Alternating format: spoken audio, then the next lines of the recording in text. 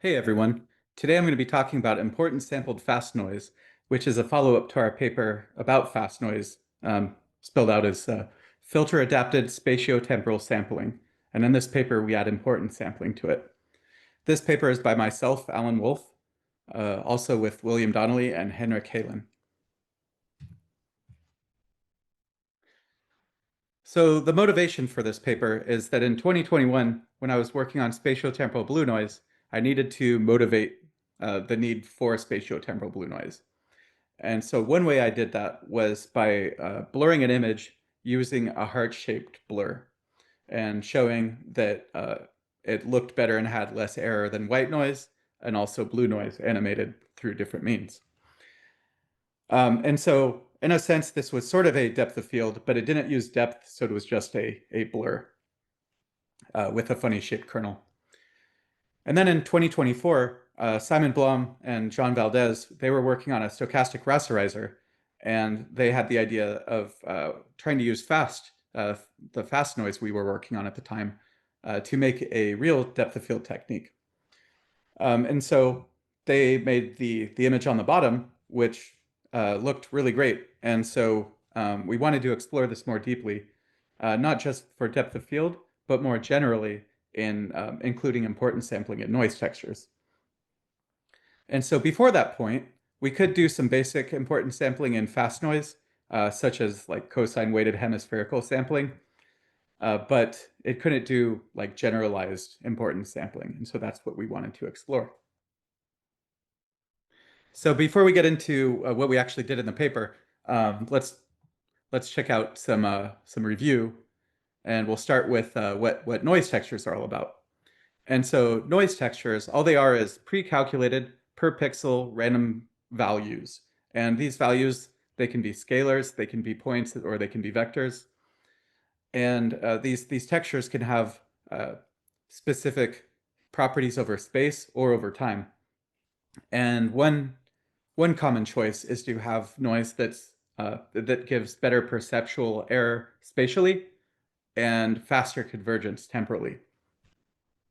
And the reason why noise textures work is that when you're doing a stochastic rendering algorithm, the properties of your noise that you put into the rendering algorithm tends to be the property of the rendering error that you get out. And the reason for this is that if you think about rendering a pixel as evaluating a function y equals f of x, um, y is like the pixel color coming out, and x is everything going into it, like the scene, the lights, and also like what pixel position you are on the screen. And so as you can imagine, if you make small changes to x, so you move around on the screen small amounts, or change the lighting a very small amount, the pixel color coming out, the y, is not going to change that much, as long as you don't hit a geometry edge or something like that. And similarly, if you make big changes in X, like you make an entirely different scene or move to a different part of the screen, the pixel color is probably going to change a lot. And so if you think of these noise textures as part of that X, small changes in input will result in small changes in output, and big changes in input will result in big changes in output. And so this is kind of like you can think of these changes as like a correlation between the pixels. And down below, we have three images, where on the left, we have positive correlation at the extreme. All the pixels have the same value for the noise going in. And you can see the result looks very, very poor, right? There's extreme banding in the shadows. And then in the middle, we have uncorrelated noise, which is just white noise. And you can see the typical look of white noise. It's like salt and pepper noise just all over and not that great. And then on the right, we have blue noise, which has negative correlation. So pixels next to each other have very different values. And so the rendering error tends to be the same. It's high frequencies, and the rendering error tends to be very different between neighboring pixels. And so when you do this, even though that the blue noise and white noise have basically the same measured error if you were to calculate RMSE, the blue noise has higher perceptual error. And so that's like a positive thing that you would want in a noise texture. So that's what a noise texture is. But next up, you're probably wondering, okay, like how do we make these? And so there's different algorithms, but the fast optimizer is a good algorithm, and dare I say, perhaps state of the art. Um, and so how that works is we start with a white noise texture that has a flat histogram, and we swap pixels at random, and then evaluate a loss function. If the swap results in the loss function giving us a better score, we keep the swap. Otherwise, we revert it. And by modifying the loss function, we can make different types of noise properties over space and time. And so we can see here on the left, we have white noise. And on the right, we've turned it into blue noise on the top and 3x3 box noise on the bottom, which means noise that makes error meant to be removed by a box filter. And you can see more details about our loss functions in the fast noise paper. Another important part of both rendering and this paper we're talking about is importance sampling. And so what importance sampling is about is that if you're doing numerical integration, if your random numbers have a shape that's similar to the distribution of what you're integrating, the result is you'll converge faster. And so your render will look better with fewer samples, and it will be more temporally stable, which is great. And as an example of this are these two images below. So on the one on the left, when a ray hits the ground material, it does a hemispherical, uniform, random reflection direction, right? To see what was hit by the reflection ray, and then that's weighted by the BSDF, the PDF of that BSDF.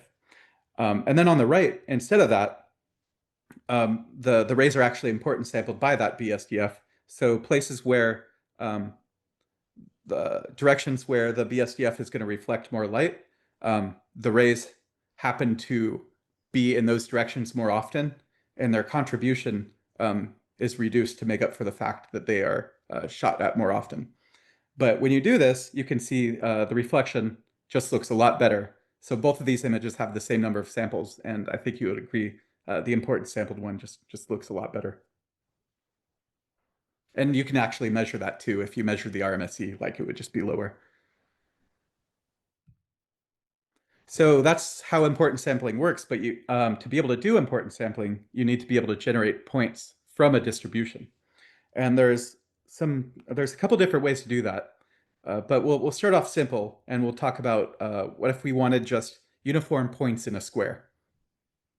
And so probably the most straightforward way to do that is to use a white noise random number generator and just generate an x coordinate and a y coordinate and plot a point there.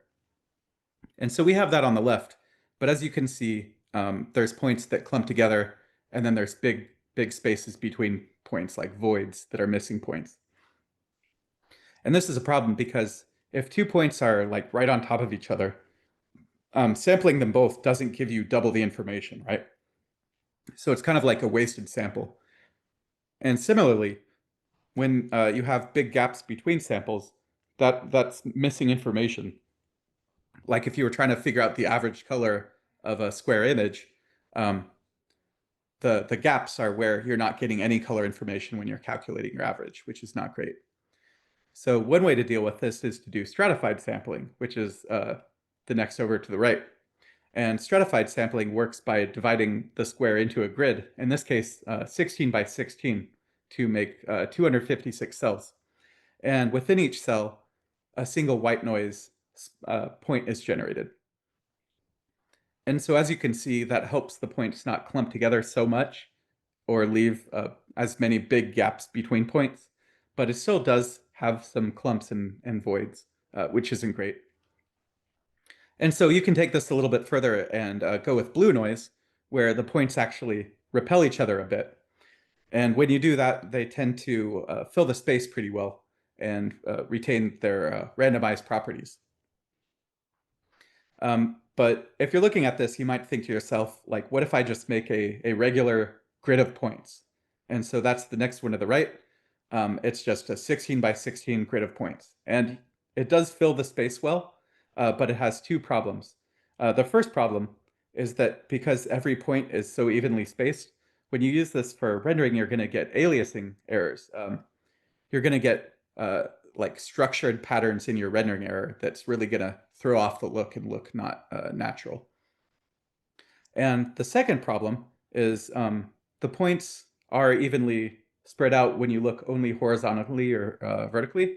But if you look diagonally, like at a 45-degree angle, um, that's like the hypotenuse of a right triangle. Um, and it's actually the square root of 2 times as long. So it's 40% longer between points at a 45-degree angle. And so this means the these samples, they have directional preferences. And so this will show up in your rendering error as well. And so you can actually get around this directional preference a bit by going with a hex grid. And all that a hex grid is, it's a regular grid, except every other row of samples is shifted by half of a cell. And so that solves the diagonal problem. And you can see it's a lot more isotropic, like it doesn't favor one direction over another. But it still is very regularly spaced points, which means it'll give aliasing. And that'll show up as in your rendering error as really ugly patterns.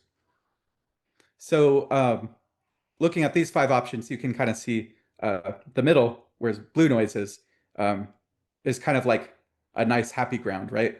It fills the space well, so we get as much information as we can with each sample, but it's also randomized, and so that avoids aliasing. So that was for uniform, but what about non-uniform? So here we're using this image in the middle as a probability distribution for points. And in other words, we're doing stippling, but you can think of it like we're just doing probability distributions. So there is a way to make 20,000 white noise points pretty simply. And here's what you do. You get your white noise random number generator and you generate a 2D point on the image. And then you also generate a brightness from 0 to 1. You then read the image at that point, and if the brightness you chose is brighter than the image is, you place a point there. Otherwise, you don't place a point. And so if you do this until you have 20,000 points, you have what we see on the left, where you can see like the general shape of the image. But if all you saw was this image, you might not know that you're looking at a person or that they were in front of an arch. You just really can't make out any details. However, if you use blue noise, the blue noise points will repel each other and try to be uniformly spaced, but they can use the image as a density map, kind of warping space, so that where the image is darker, distances are larger between the points than you would measure them.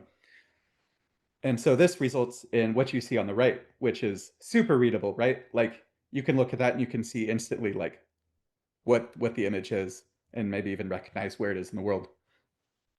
Now the thing is, we had other options for uniform sampling, like like stratified or the regular grid or the hex grid. It's a lot harder to map those to non-uniform sampling, and so essentially you have fewer options if you want to do non-uniform sampling. And so like from this you can see that once again blue noise is useful for non-uniform distributions as well as uniform.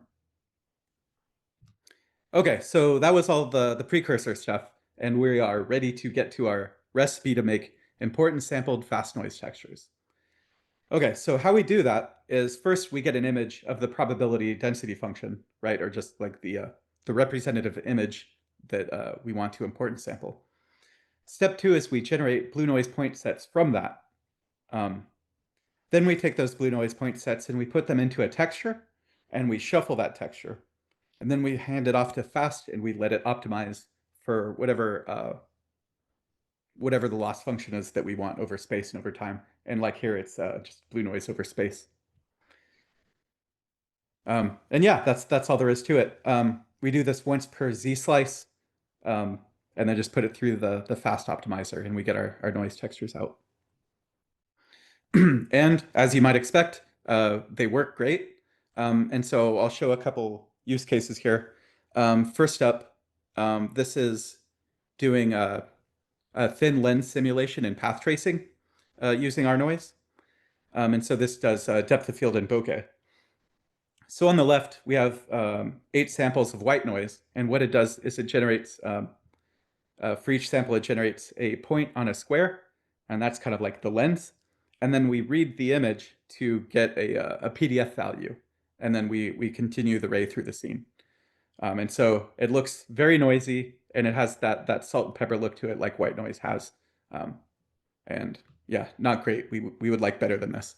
And so then on the right, what we did instead, we still have 8 samples, so the same number of samples, but we read our samples from a fast noise texture, which has a uniform point and star stored in every pixel. And as you can see, the results are a lot better. It's not as noisy. And so like the noise is lower magnitude, and the places where you can see the noise, like in the upper right at the roofline, the noise is blue noise distributed.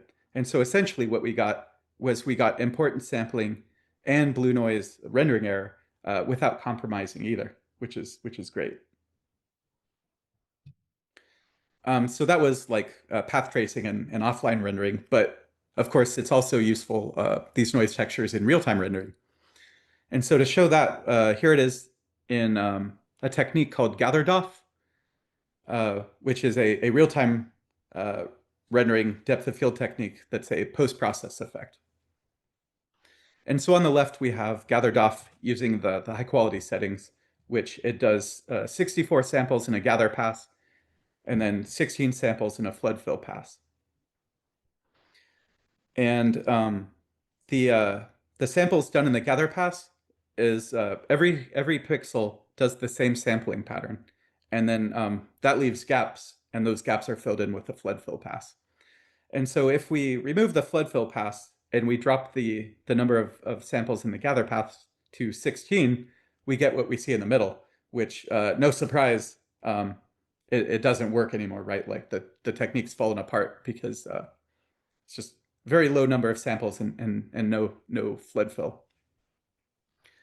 However, if we use those same 16 samples in a single pass, but instead of doing the fixed sampling pattern, we read a fast noise texture that has uniform points in a hexagon, we get what we see on the right, which I think you'll agree is comparable to the high quality GatherDoff.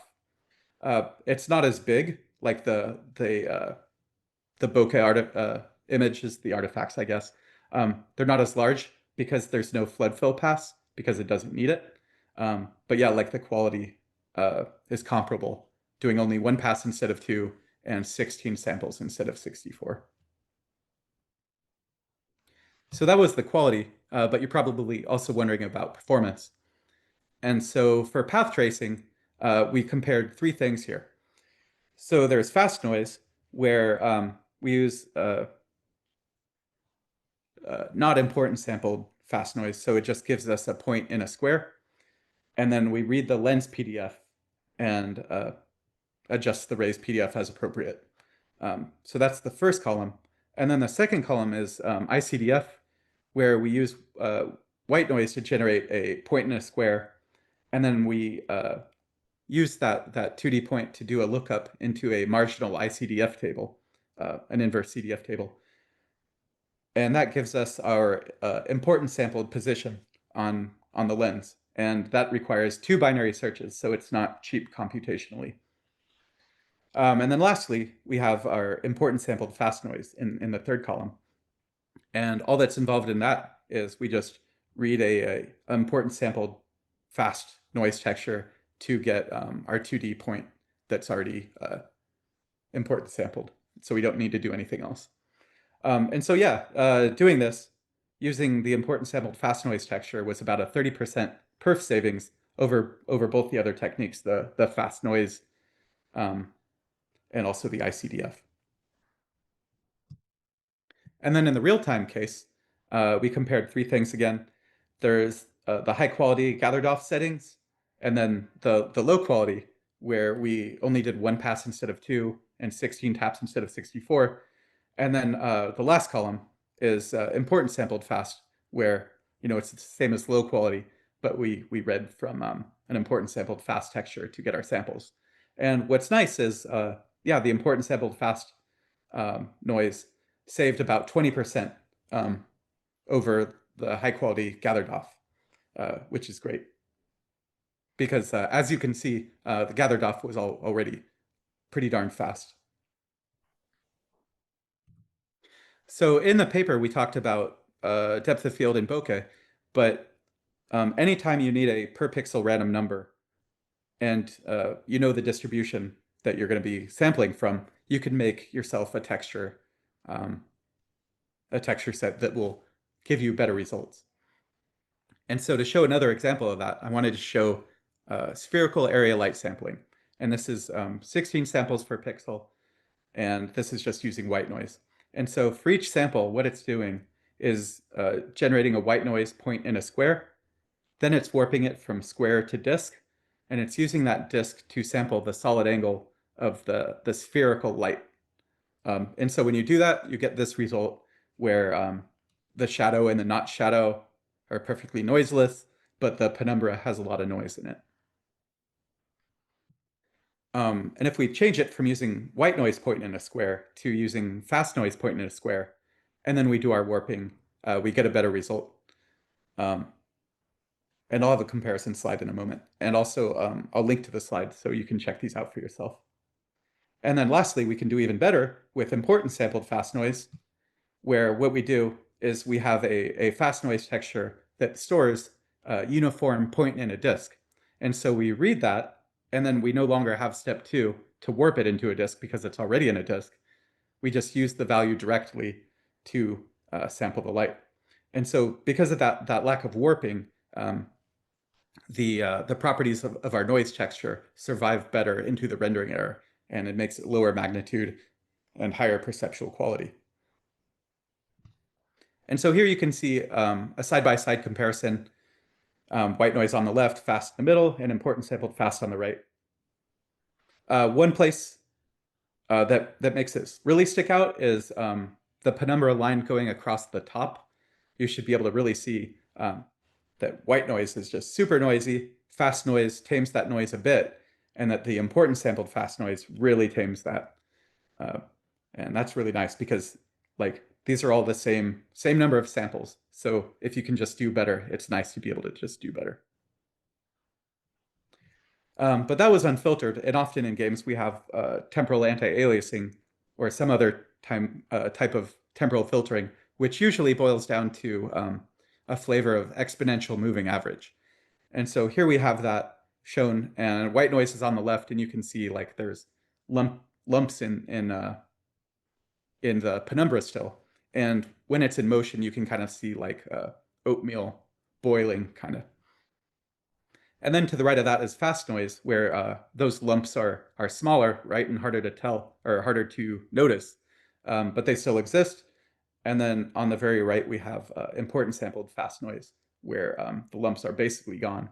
And yeah, in motion, when you're viewing this, you can totally tell the difference. And so these stills really show the result, but also when you see it in motion, it's a more impactful comparison.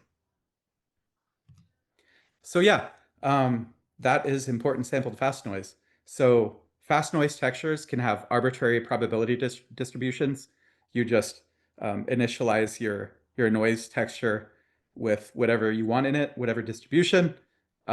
We showed that blue noise works great. And then you have the fast noise utility optimize that. And the utility takes a -init command line parameter for you to feed it a file of binary float 4s for this purpose.